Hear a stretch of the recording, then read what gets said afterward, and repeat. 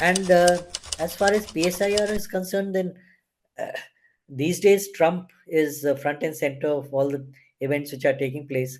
So, question could be, how do you react to his interest in Greenland? Why is he so interested in acquiring Greenland? What would be your So, response? so the said reason is that it is for security of the world, but the real reason stands to be his accessibility to Russia, as well as the economic interests that he has in the resources of Greenland. Yes, so Shivani, that's a very good answer, but it could be made a little more pointed by saying that in Greenland there are 23 rare earth minerals. Out of 35, 23 are in Greenland. So Trump, being the real estate and mogul that he is, and the person who wants to acquire for his own and his country's benefit without looking into the ramifications of international law, right? That is why Yes, he sir. is buying Greenland. Okay, so Kushal Shivani is there. Right. Good evening, Shivani. Good evening, sir. How are you? Fine, great, sir. Good. So, Shivani, in this session, I aim to talk to you about the protocol which is needed for the interview, and also to talk about some of the characteristics which are, essential for the success of the aspirants. Um, then I'll give you some practical tips so that you can make the best use of your preparation time and maximize your performance. And then finally, we'll go into some mock question answers so that I can benchmark your replies with those which would be impactful and impressive to the board. And finally, any questions or any clarifications that you would like to present, I'll do my best to answer those. Right? Does that sound Yes, like sir. a good plan? Definitely, sir. Right, Shivani. So let's have a quick introduction. Sir, I am Shivani Tiwari. I was born and brought up in Jabalpur, Madhya Pradesh. I've done my BA from Mata Gujri Mahila Mahavidyalaya, and I'm currently pursuing MA in Political Science from Rani Durgavati Vishwavidyalaya. I take keen interest in reading Ramcharitmanas. This is my third attempt at UPSC CSC and first attempt. So, firstly, congratulations in cracking the mains and coming to the interview stage. Right. Thank you, sir. So this is the final hurdle, and you'll need to cross it. So you'll need to give it your best shot. When is your interview? Sir, it is on 4th of April. Oh, 4th of April. So you have plenty of time. That's good. So your optional was The Political Science and International Relations. okay. And how have your mains gone? So it was good as per my understanding. Good. Right. So Shivani, the first thing to realize, of course, is that this is a formal event. So you need to be formally dressed, right? Uh, and preferably in a sari.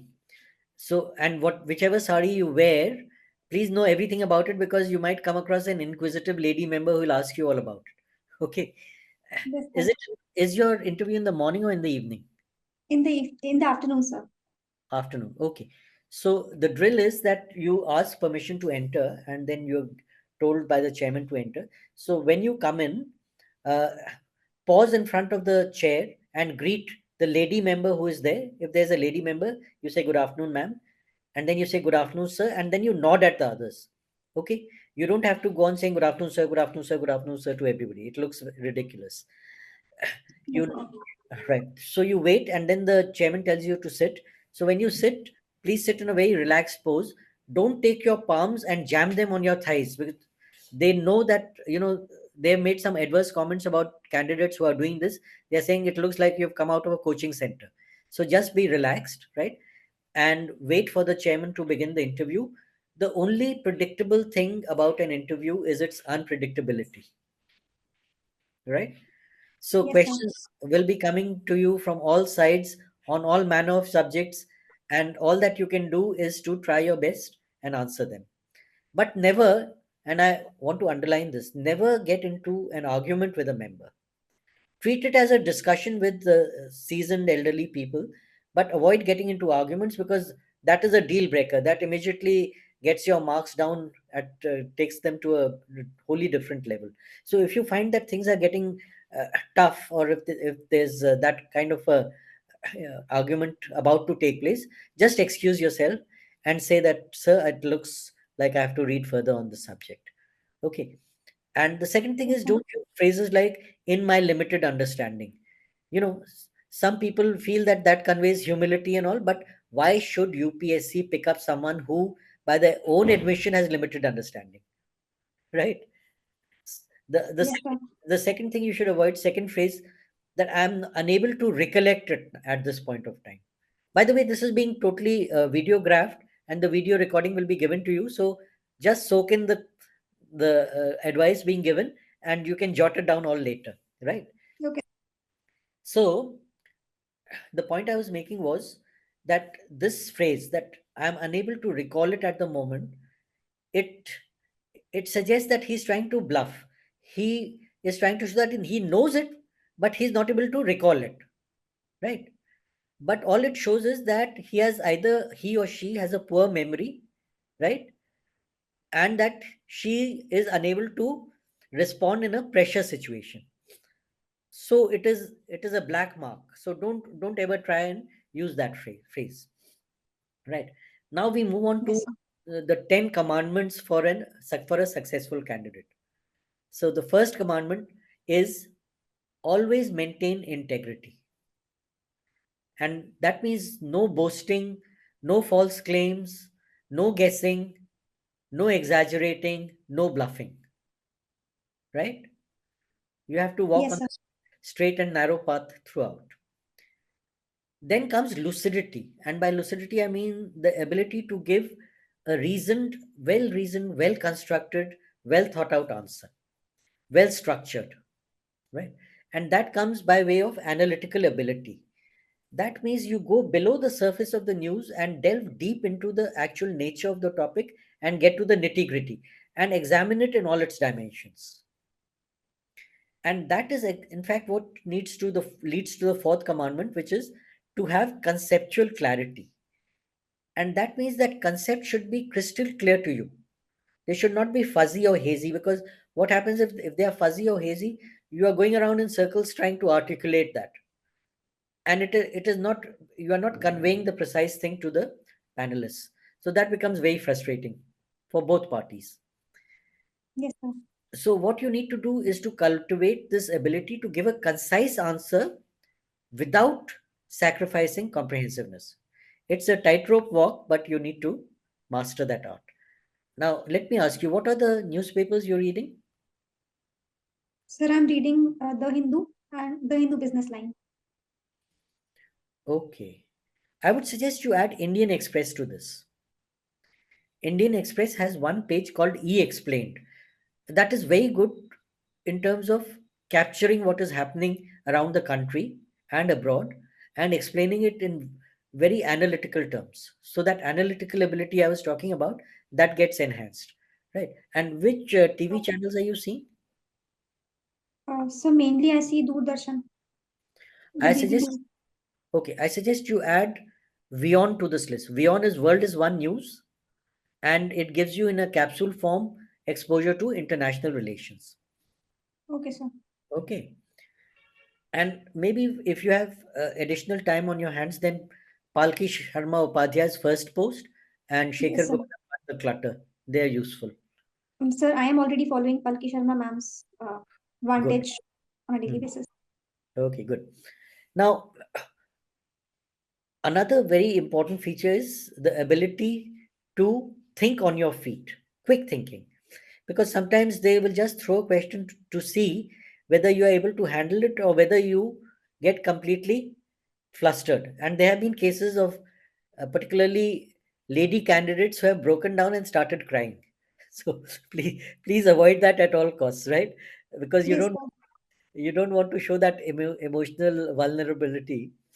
I know it sounds very misogynistic, but it is a fact. If you break down and start crying, that is probably the biggest black mark against you. So you have to be tough at all times. Um, Yes, sir. you have to be poised and self confident, right? And you have to give balanced opinions which are based on logic and reason, not on emotion and sentiment. Right. So very often controversial questions come in, same-sex marriage, for instance, these kind of. So any stance you take, firstly, don't try and be equally balanced that I say in favor and against. That is not what is needed. Take a stand, take a stand which you can argue with for with reason and logic and facts and figures if possible. Right. So that is what is meant by a balanced opinion. Self-awareness and awareness of the world around you. Quite obviously, this is something which is the hallmark of a successful aspirant. And finally, at all times, as I had suggested earlier, you have to be guided by reason and logic, not by emotion and sentiment. So that about covers the scope. Now you have about a month and a half to go, right? In this Yes, sir. period of time, do you have any work experience, by the way? No. No, sir. Okay.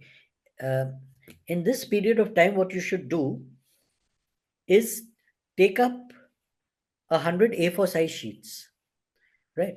And divide them into 4 areas. So the first would be your DAF, the second would be the subjects you studied at your graduation time, the third would be your optional plus your MA subject, which is the same political science, and Yes, sir. finally the last would be current events, right?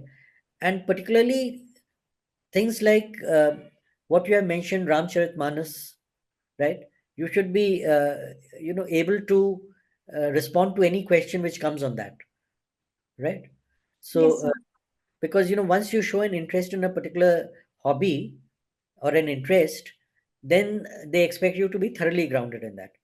Plus, as I see it, Jabalpur, that would mean Madhya Pradesh is actually again an area from where a lot of questions can come, right? Particularly Swachh Bharat Mission, Indore, how it became the cleanest city for 7 years running, right? All these things are part of the thing. And as far as PSIR is concerned, then uh, these days Trump is front and center of all the events which are taking place. So, question could be, how do you react to his interest in Greenland? Why is he so interested in acquiring Greenland? What would be your So, response? the said reason is that it is for security of the world, but the real reason stands to be his accessibility to Russia, as well as the economic interests that he has in the resources of Greenland.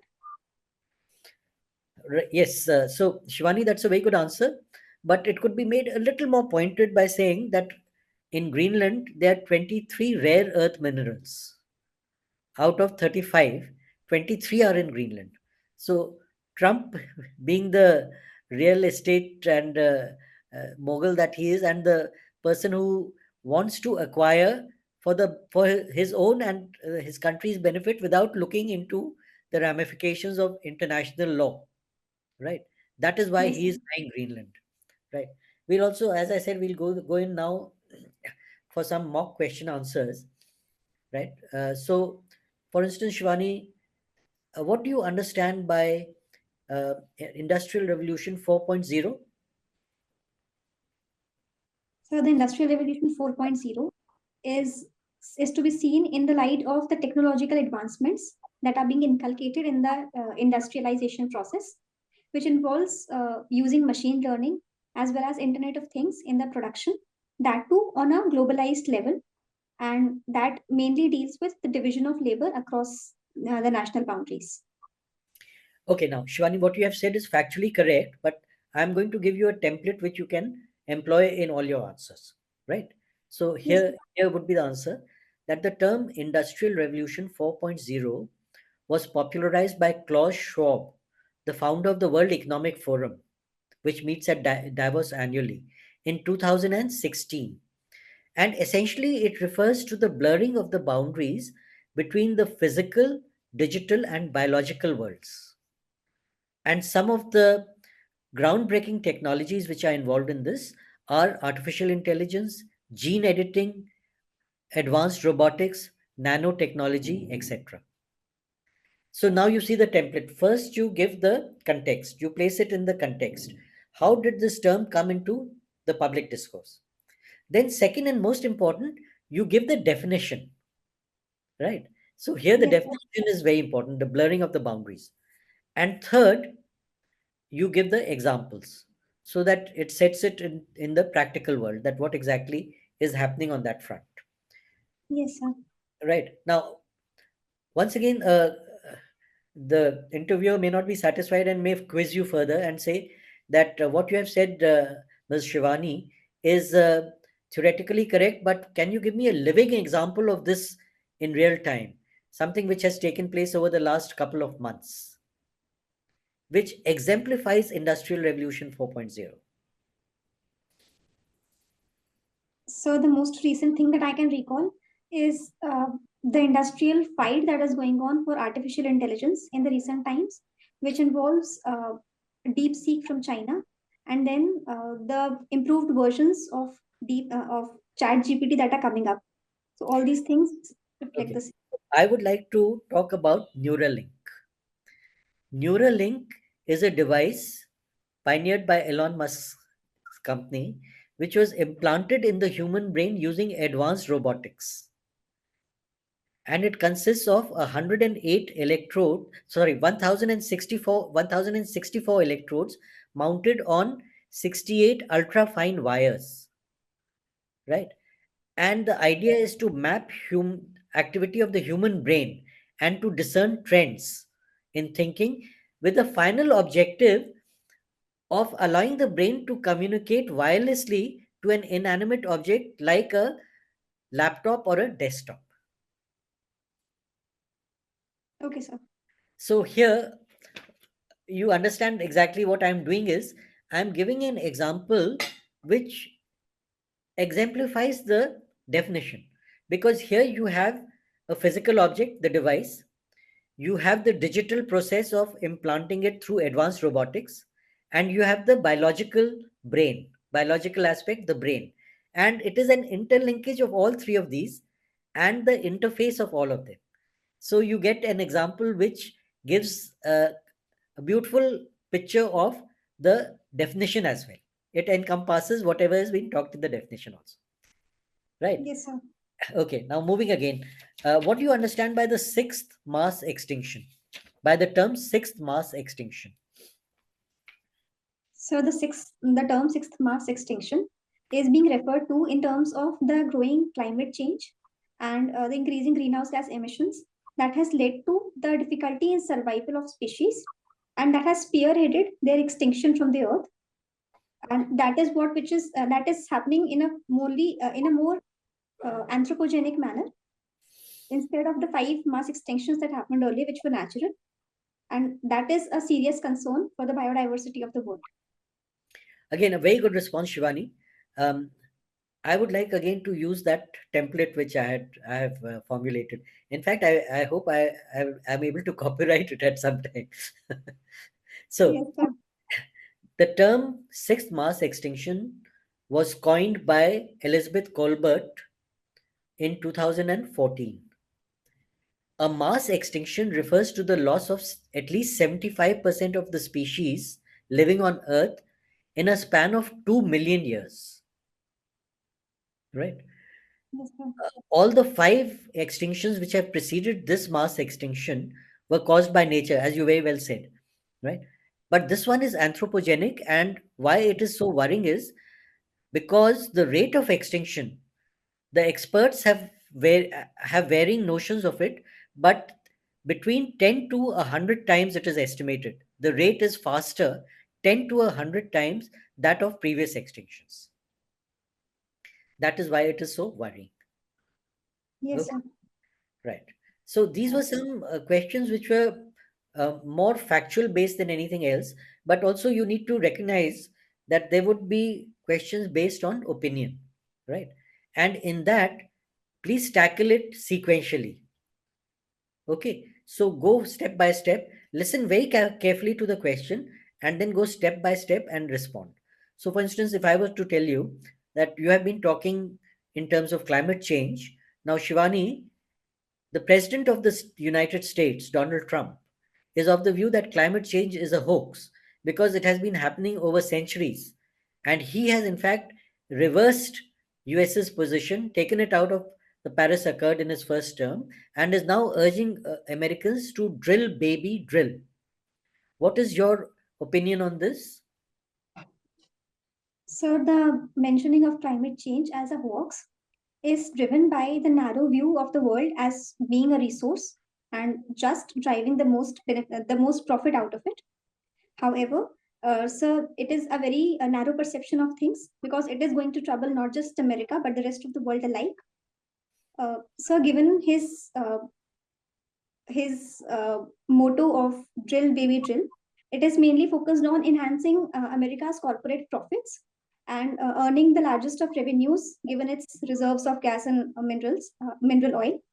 But these things are a trouble for the world because already we have seen that 2024 was recognized as one of the hottest years in the previous centuries, and this is something that all the countries including America needs to be cautious that this is something that cannot be taken for granted, and everybody is suffering. Even the California fires that we recently witnessed, they were also in a way an effect of the climate change, so this cannot be taken lightly. Again, a very good response, Shivani, but I would suggest that you cut it a little short. The reason being that the person who's asking, he knows all about it. All that he's checking is whether your understanding is good or not, right? Yes, sir. So try and respond within a time frame of about a minute to a minute and a half at best. Okay. And what Yes, you have sir. said is again extremely well thought out and well put, right? I would say it's an extremely good answer. I would go about it just very slightly differently by saying, rebutting very strongly that Donald Trump is scientifically incorrect.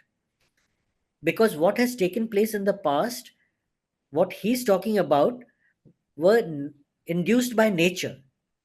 The climate change, the phases of climate change he's talking about, were induced by nature, but this current phase is anthropogenic. And why is it worrying? It's worrying because the volume of carbon dioxide emissions is 250 times more than that of the pre industrial age. The level of global warming is 10 times that of the pre industrial age. And this is giving rise to extreme weather events. It's giving rise to a rise in the average temperature, which is unsustainable. So, what we need to look at is climate mitigation and adaptation for the benefit of humanity as a whole. Yes, sir. Good, very good. So, Shivani, now you need to go into the interview board with a very positive mindset that I'm going to ace this interview. And given your skill sets, given your personality, I have no doubt that you will ace it. Best of luck. You'll do very well. No Thank cobwebs. Don't have any self doubts. No mental cobwebs. Just prepare in the time which is available to you. This is the most important period in your life. It's going to be not just a game changer, but a life changer. Right. you. Definitely, sir. Any question from your side? So the templates that you just now suggested, sir, how should I prepare these templates for all sort of questions given the unpredictability of the interview? No, I would suggest that the exercise I've asked you to do, right, in which you will write down the questions which are about to come. Did I complete that? Write down the questions which are about to come, and then uh, master those topics, and then make bullet points on each, 5 or 6, in order of priority, and sit in front of a mirror and practice, practice, practice. So that will give Yes, you that confidence going into the interview.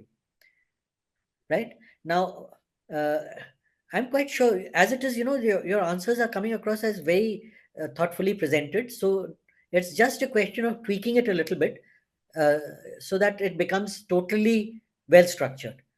I would say you are 95% there already. So not to uh, worry, nothing to but worry sir, about. there's a question, there's a concern that I have. Sir, I feel that if I set a template and answer questions according to that, so will that not sound more mechanical?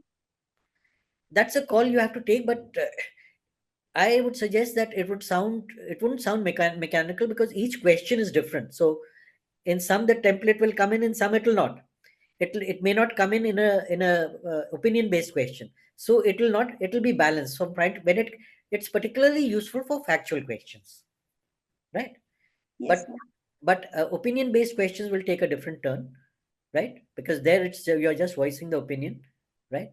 Now I have a question to ask you. Which is the first pair of twins in the IAS? And it has something to do with your interest. Sir, I'm not aware of this. I'll read upon that. Love Varma and Kush Varma. Ramcharit Manas. Okay. I was not aware of this, sir. So I have a twin, an identical twin, whose name is Love Varma. Both of us cracked the IAS in our first attempts. Um, and we earned a mention in the Limca Book of Indian Records as the first pair of twins in the IAS. That's incredible, sir. So that's something to add to your Ramcharit Manas story, okay? Definitely, sir. I will do that. So best of luck, Shivani. Thank you, sir. Sir, I had one or two more questions to ask. Yeah, sure, go ahead.